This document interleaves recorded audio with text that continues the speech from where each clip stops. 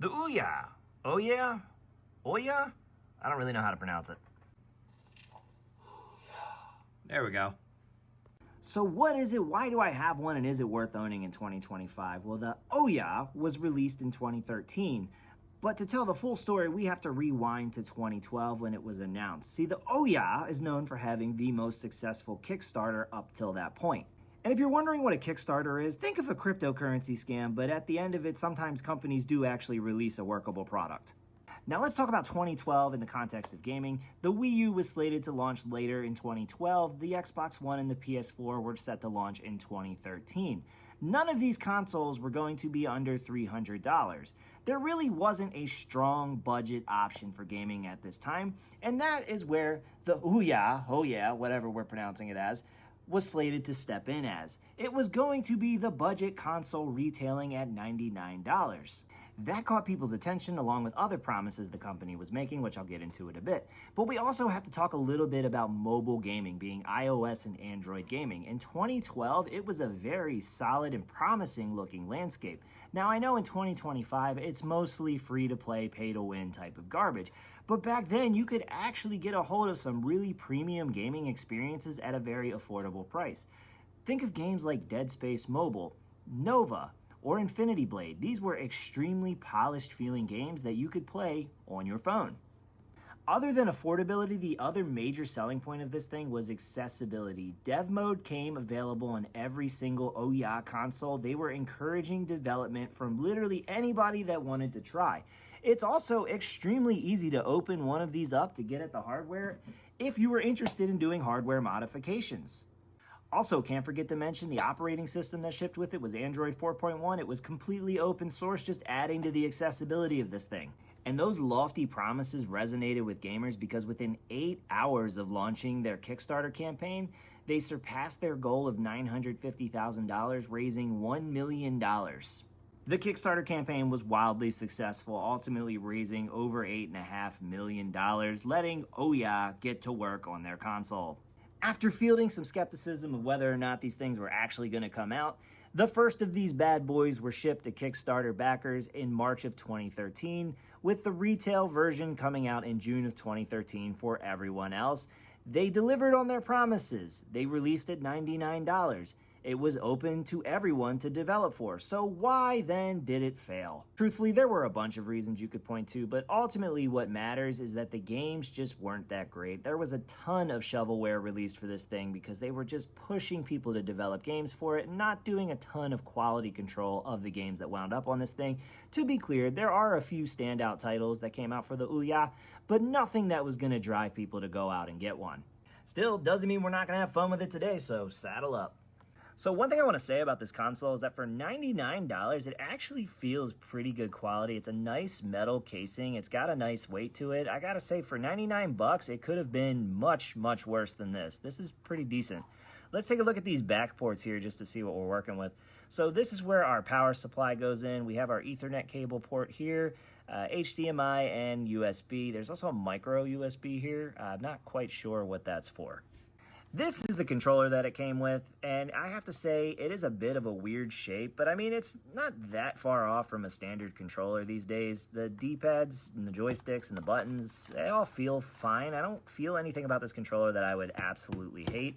One thing that is really weird about it is the faceplates come off, and each one arm, whatever, grip is where the AA battery goes, and it takes 2 of those AA batteries. Why this design, I'm not entirely sure. It's kind of awkward. And these faceplates don't come off easy, as you can see here. I'm afraid I'm about to snap it. And there you go. That's what it looks like without the faceplates on it. And I have to be honest, about 50% of the weight comes from these faceplates, because with this, without any batteries in it, feels like kind of a cheap piece of plastic. I should note, one of the big criticisms of this faceplate was that these buttons could get stuck while you were in the middle of playing. Like, they get wedged a little bit under the faceplate. We'll see if we hit that issue while I'm playing today. So let's go ahead and get this bad boy hooked up. I've already got my HDMI cable here, and I have my power supply somewhere over here. I think it fell under the table. Hold on. There we go. I had to fish it back through. Okay, and let's fire her up. And you see the light up there? And takes about, looks like 10 to 15 seconds to load up, but we get that pretty sweet load screen in there. I power on the controller and it's synced right up. That's nice. All right, now I'm a little curious. There's a mouse cursor here, which I didn't notice the first time I signed this thing up. Where it moved. Hold up. That's pretty cool. I don't remember any controllers that had this functionality before the PS4 controller. So was the OUYA ahead of its time? I don't know. You have to let me know in the comments. One thing I want to mention is if you get a hold of one of these, it's kind of functionally useless until you hack it because the platform itself has long been discontinued. You will either only be able to play games that have already been downloaded to it, or you're going to have to hack it to be able to access the library of games. So I just want to note that this one's already been hacked and opened up. If you're interested in doing it yourself, there's plenty of guides out there on YouTube. There's plenty of guides online. I'm not going to dedicate this video just to showing how to hack into this thing. It's really not too difficult, fortunately. But let's go ahead and jump into play because I have a whole bunch of games preloaded on here.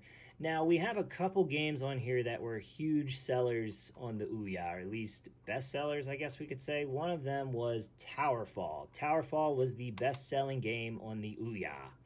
So let's check it out. Oh, yeah. Okay, here we go. Interesting. Nice opening screen. Press this button. I think it's that button. No? Circle? That's not a circle at all. Alright. So let's see. Let's do a quest here. An assassin prince. Let's fight. So this feels, like a mobile game. Which, I get was probably going to be the majority of the platforms. Now, this was the best-selling game on the OUYA. Oh, shit. Okay, so I only have a limited amount of arrows. That would have been good to know before. Take out these little blobs. I'm getting the hang of it now. I can see how this would be fun with 4 players. I'm not gonna lie. Okay. I have to stop trying to fight the ghosts. But yeah, I definitely see where this game could be fun. With more than 1 player. The gameplay loop would get pretty boring playing by myself, I'm not gonna lie. So let's play something a little more substantial here. It's called Neon Shadow. Now, this game was eventually released on Steam, but I was pretty impressed by it when I played it for the first time, a couple months ago when I first got this device. So it's a first-person shooter that was originally released on the OUYA, so let's dive into it and take a look at it. Graphics are never going to be the big sale of a device like this. It's got to be about the core gameplay loop. And I will say that this game mostly delivers. It's good, chaotic fun. I like the neon lighting. I mean, I could definitely see myself getting into a chaotic Doom-style shooter with this. What you got, buddy? Little dogs.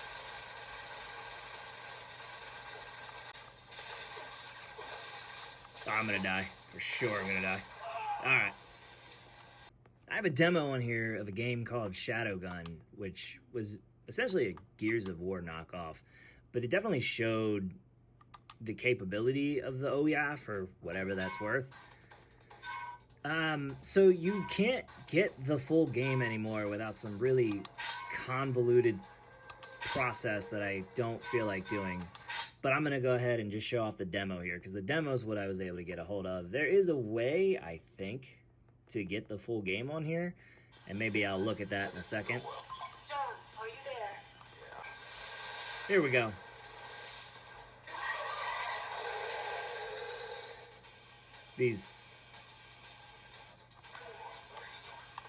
There we go. Oh, shit, don't want to do that.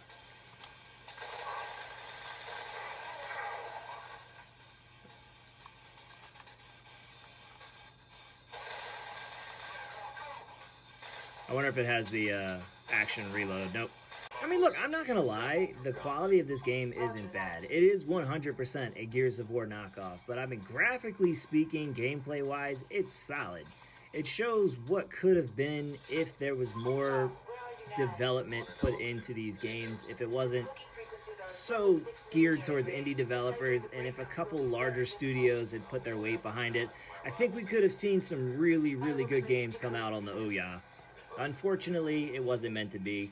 This was a port from what I understand, of an iOS game or an Android game. Yeah, just double checking here, looking at my PC. It was released on the iOS, BlackBerry, and Android. There's a blast from the past with the BlackBerry. And was ported over to the OUYA. So the cool thing about this is that the addition of the controller probably makes this a better game, because touchscreen shooters in general were always a little quirky, still are to this day. But yeah, I wish it was easy to get a hold of the full game here. You know what? Let's go ahead and see if we can do it. So I did a little sleuthing and found a website called OUYA World, which the fact that there's a website dedicated just to the OUYA to this day is great. And basically I found a forum of unplayable games plus fixes. One of those games is Shadowgun. The reason it's unplayable is because you had to download the full game off of the developer's website, from what I understand, and that download is long gone. That website is long gone at this point. So it sounds like we can install these files on our OUYA and be able to play the full game. So let's go ahead and download these and hope we don't infect our computer with some kind of nasty virus. Okay, so now the instructions basically say put the OBB file, this folder. All right, so we need to basically just hook our OUYA up to our PC here. And this might actually be what that micro USB slot's for now. So here we have the world's shortest micro USB cable. This is what I could find. And there we go. I'm just gonna have to hold this guy down here while I do this process. It's not about size, you know, it's about performance and reliability. And look at that, OUYA shows up. I mean, look at that, we got a whopping 5.77 gigabytes of space to work with here, with only 2.5 gigabytes filling it up right now. There's just so much more room for activity. So the instructions say to go to the Android folder, into data, and we want the madfingers.shadowgun game into the files. And yeah, I guess we're just gonna drag those files over here. All right, so we just drag those over and wait for them to copy into the folder. All right, so let's get our OUYA back up here and see if it worked. We gotta get our handy dandy controller hooked back up. May take a minute or two. No.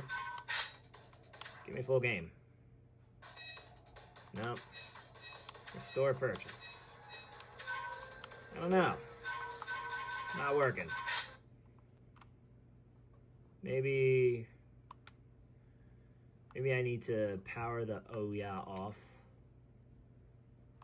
and power it back on, possibly. Let's find out. And we're back in. Let's see if that made any kind of difference whatsoever. And if it doesn't work, I'm not gonna lie. I don't care. I'm not gonna lie. I don't honestly care that much to keep troubleshooting this. So we're gonna move on. And move on we shall. So I have hooked up an Ethernet cable to this OUYA. I think they're advertised as having Wi-Fi, but you know, I have the ability to just hook a cable up here and make life easier on myself. So that's what we're gonna do, because I want to show you something cool. So you might notice a category here that says 2025 Winter Game Jam, 2024 Anniversary Game Jam, all the way back to 2019 here. There is an active group of developers that are still making homebrew games for the OUYA. I just think that is the coolest thing in the world. Now look, I'm not gonna lie. They're not all gonna be, you know, the best games. Sure, I actually have some of these books. I read them to my kids, but like, I don't know any children that are gonna be firing up an OUYA to read children's books. My Sweet Valentine, God knows what this is. These games are all over the place in quality, but the fact that there still is a very small community of developers that are still trying to, you know, create new content for this thing is really incredible. And it's one of my favorite things about the retro gaming space, is that no matter the console, no matter how unpopular it was or how much of a commercial failure it was, here we go with My Sweet Valentine, the 2025 OUYA release. No matter how unpopular, much of a commercial failure it was, there always seems to be a community of people still trying to keep it alive. Unfortunately, it seems like every year there's just less and less games being released for it. So I hope, you know, this thing doesn't die off. I would love to see it keep going and see new games come out, but I get it. Developing anything takes time, and if nobody's actually playing them, I understand the lack of desire to do it. This looks Interesting. RGK 1.5 demo. OUYA port of the now depreciated RGK 1.5 demo. That's just a demo. Spookyscape. This is interesting. Created for the OUYA Anniversary Game Jam. I guess let's check it out. I like a good scary game. Oh, so here we go. Fly. Let's see what we got here. And your classic homebrew style game. Oh, kind of reminds me of that dinosaur game you get on Google. I'm not very good at this. Avenge Myself. Let's check this one out. High-speed physics-based speedrunning FPS inspired by Tribes, Trackmania, and Sonic the Hedgehog. Reject gravity, go fast. So let's check this one out. Again, this was a 2024 release, and based off the screenshots, not terrible. We'll see. So here we go. We're fired up. Let's give it a try. This is Avenge Myself. Let's give it... Let's press space to jump. I'm playing with a controller. Okay. I'm unsure why I have a gun. Doesn't seem like I need it. But I mean, look, as far as a homebrew effort goes, this is pretty nice looking. Here's another one I just have to show off. I gotta be honest, the game was... I still don't really know what this game was. So this was a 2020 Christian Dev speed game. Play as a young lady broken physically as she is bound to a wheelchair, but is still beautiful as she has a tender and compassionate soul and won't use her disability as an excuse to find poor lost children. Yeah. Here it is. And that's it. You're just kind of in a wheelchair and you're a girl in a wheelchair. I mean, it was a very accurate description of what we're doing. We're just going around a city and trying to find some lost children. And find 10 missing children. And that's it. Found them. There's one. Yeah, and just thought that this game was worth pointing out. It definitely has character, I'll give it that. I just want to say that I may be cracking some jokes here, but at the end of the day, someone did put their time and effort to getting the game to at least a somewhat functional state, and that should be commended. One last game I want to take a look at here, because I am convinced that we will have Minecraft on every piece of technology imaginable at some point, is OUYA Craft. Yes, somebody made Minecraft in OUYA. Is it any good? I mean, you can look for yourself. It's very debatable. Probably not. It just feels like a Lego builder kind of game here at this point. But it's out there, you know? Somebody did it. So that's pretty cool. And scrolling through my list, you might have seen some games that are a bit more in the heavy hitter category, like Oddworld, Stranger's Wrath. Yes, that is a port of Oddworld. Of Killing Floor Calamity. If you've ever played Killing Floor on Steam, it's actually a very fun game. I don't recall if this was any good, but let's go ahead and check it out. Dodging Mechanics, so that's strange. I don't think this is going to be a first-person shooter. I think I downloaded this game a long time ago with intent to check it out and then never did. Nope, it is nothing like the Steam game. It's a top-down shooter.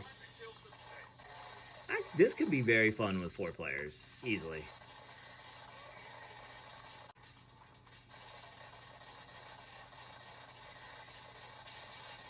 All right, last category we're going to take a look at is one of the most common things I see people asking about the OUYA, at least on forums, is can you use it as a capable emulation device? And we're going to check that out. So there's a whole category just for emulators here. We'll go ahead and just download RetroArch, which I think I already have on here. But there are standalone emulators on here as well, including a PSP emulator, which surprised me, and Dreamcast. So I am curious how each of those platforms is going to perform. We'll check out PSP and Dreamcast and N64 and just kind of move back. I imagine it's going to be fine doing Super Nintendo, you know, Game Boy Advance, things like that. But the closer we get to modern gaming, I feel like this thing is really going to struggle. I have this 16 gigabyte USB stick laying around, so we'll plug this into the OUYA with a couple games on there and we'll see what happens. So let's go ahead and get this plugged into the OUYA. It's quickly getting crowded back there. We'll go ahead and start with RetroArch and see what the OUYA version of RetroArch is. Hopefully I can just find these files. I literally just dropped them on that USB. I'm hoping I didn't have to do anything weird with them or stick them in certain files on the OUYA itself. So we're gonna explore a little bit and find out. And good news, RetroArch just straight up crashed on me. Okay, let's scan a directory. Okay, where is our USB stick storage? SD card 0, I guess, scan that directory. I guess it's SD card 0, I'm not sure. I don't think so. Cause that doesn't make a ton of sense. Okay. That just updated on me. Maybe go backwards. Parent directory. I don't know. No, it's certainly not that one. I just want the USB stick. That's gotta be USB drive. That's. I was hoping to avoid this, but we'll probably have to hook the OUYA back up to the PC and put those files on the OUYA itself. But some good news is I did find a longer micro USB cable to accomplish this. So now we have every single port filled out in the OUYA. Yay. Okay, so I'm just gonna create a ROMs folder in the Android folder in the OUYA and drag these on over there and basically just wait for that to copy. It might take a few minutes. So full disclosure, I couldn't find any Dreamcast games to stick on there, and I don't feel like going to find one, so we're gonna do N64, PSP, and PS1, see how they do. So let's try that again. I put those games on the OUYA itself, but that 6 gigabyte limitation made this a little bit difficult. So let's go ahead and see if we can import content, scan the directory, under storage, Android, ROMs, scan this directory. And nothing's showing up. Well, that's always a good start. Guess this is why I hate RetroArch. You know what? I hate RetroArch. We're going with one of the standalone emulators, and we're gonna see how that works. So PSP games tend to be the limit of most, low-end emulation, and then even with that limit, it's usually not very good. Oh, look at that, God of War shows up. So we're doing God of War. I'm gonna do the game that probably pushed the PSP the hardest, and that was God of War Ghost of Sparta. So let's see how this winds up looking through emulation. This is not gonna be doing any kind of upscaling here. Oh boy, we're running slow already. I don't think it's supposed to take this long to get into the game. Ooh. Oh no. Oh, that's not good at all. All right, so let's go over here to settings. We'll see if we can do get us some help. We're gonna turn frame skipping on. Yeah, I never know what any of this means. I'm just gonna go with 1. No fucking clue. Okay, most I wanna see is the FPS count. Rendering resolution 2 times the PSP. Let's go auto. We're gonna lower the resolution a little bit. We want this to actually run. Show FPS counter. That's what we want to see. All right, so let's go back into this, check out our ROMs here, and see if we get a better, hopefully better menu. Oh, it crashed on me. Good. Try again. Oof. Woohoo! We're at a lightning fast 5 frames per second here. Let's just get out of this. Oh God, please make it stop. Kratos, the ghost of Sparta, had taken Look at that. his place You're getting a amongst the lovely legions 60 of the frames God per of second War. here. That tells me that if we tweak some stuff, The relentless this battles could be a had finally capable brought PSP him emulator. here. But let's see what happens when we get into Ares was actual dead, gameplay. and though it And we're not looking too hot here. We got dumped into some gameplay finally, and we are pulling a stunning 6 to 8 frames per second here. Audio is horrific. The cutscene played fine. Oh boy, I mean, look at this. And here we are. This is gameplay with a beautiful 7 frames per second. Safe to say the OUYA, not a good PSP emulator. All right, let's check out PS1 now. I got Spyro the Dragon on here to try out for the PS1. I'm hoping the PS1 runs better than that PSP. I didn't think it was going to be able to run PSP games. Oh God, PlayStation BIOS. Really? Can I play without the BIOS? I hate when games make me blow the BIOS up. Okay, I can. So we're gonna go ahead and just check out Spyro the Dragon and see how it goes. Oops. And already we are in a much better spot. I love this game. Can we skip? Oh, yes we can. I want to get to some gameplay. I hate introductory cutscenes. I hate that you can't skip them. We couldn't skip the God of War one. And that feels like torture after I've seen it 100 times. There's good old Nestor. Wow. I mean, this is great. It's smooth. Feels like it has pretty good compatibility. Now, I'm only going to test this game out. I mean, I probably should have loaded more games on here, but, you know, this thing has a 6 gigabyte memory. I was already pushing it. I didn't feel like uninstalling a bunch of stuff to get it working. So I'm going to say that it's a decent PS1 emulator just based off this limited sample size here. Let's go ahead and jump to N64. So we'll load up the Mupin 64 Plus OUYA emulator. Alright, so we got 2 games to try for the N64 here. We'll start with Doom 64 and see how it goes. Resume? Okay. Doesn't look bad so far. A little choppy here, but N64 emulation's really strange. Like, it feels like it's such an old console that emulation should be really easy, but it's the strange architecture of the N64 makes emulation challenging even to this day. I mean, obviously it's much better. I mean, look, this is great. I'm terrible at Doom. I always have been. This is great. I mean, it's smooth. I'm getting probably 60 frames per second here. I don't know what happened there. Did it crash on me? No, just took forever to load. Yeah, I'm probably getting better FPS than I would on the N64 itself. I mean, now we gotta check out Mario 64, of course. Over to Super Mario 64. Check it out. And here's the deal. The fact that it can run PS1 and 64 tells me that it shouldn't have any issues.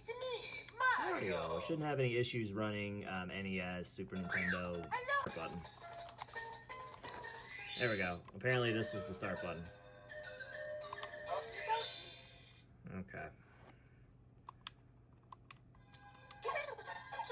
Oh, I like that. I can speed it up. By the way, that's not the emulator. It's not an issue. I sped it up on purpose. Unskippable opening cutscene should be a crime. Alright. There we go. Let's see.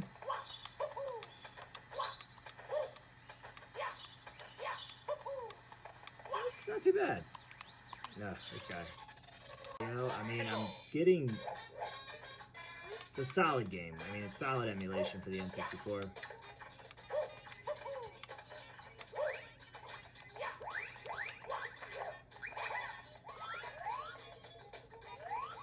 Alright. I'm happy.